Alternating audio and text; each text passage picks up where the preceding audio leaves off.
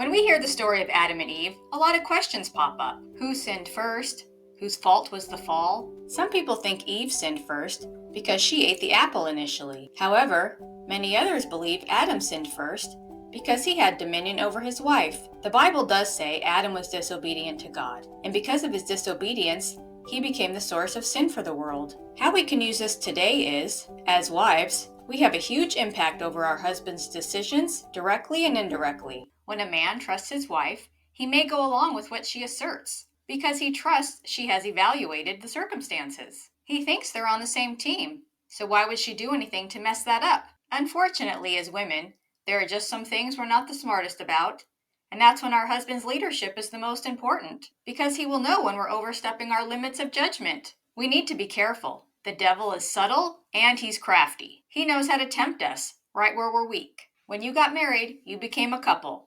You don't get to stay as single. So when you make decisions, they affect both of you. So, why did the serpent go to Eve? Because the devil wants to attack the institution of marriage.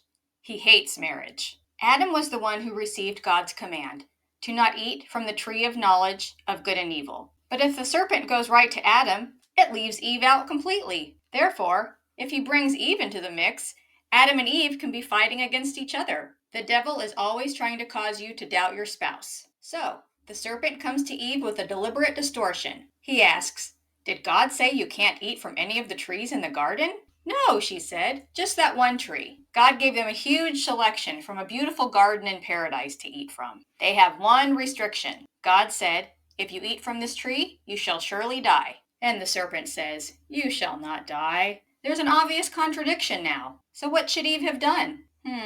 Maybe thought, this serpent is telling me something totally opposite that Adam told me. What else could Eve have done? She could have said, "I need to speak with my husband about this, and one of us will get right back to you." She could have said, "My husband is the man. Why are you talking to me about this?" If she were to bring Adam in on this one, she could have let him be the man and demonstrate his leadership. And in return, she could have learned how to be a better woman. Women, you can't try and fill the role of both man and woman and expect a good result. What are those actions telling your husband? It's telling him he's not needed. It's likely emasculating him. If you're trying to control everything, it makes him feel like a child. How can he feel like a man and be the head of your house if you're treating him like a child? Most times, when you treat your husband like a king, he will rise to the occasion. If you treat your husband like a loser, he will fall to that level. So what type of man would you like in your house? Do you want to be the bossy person in charge of a loser? Or a queen who supports her king? The devil hates marriage.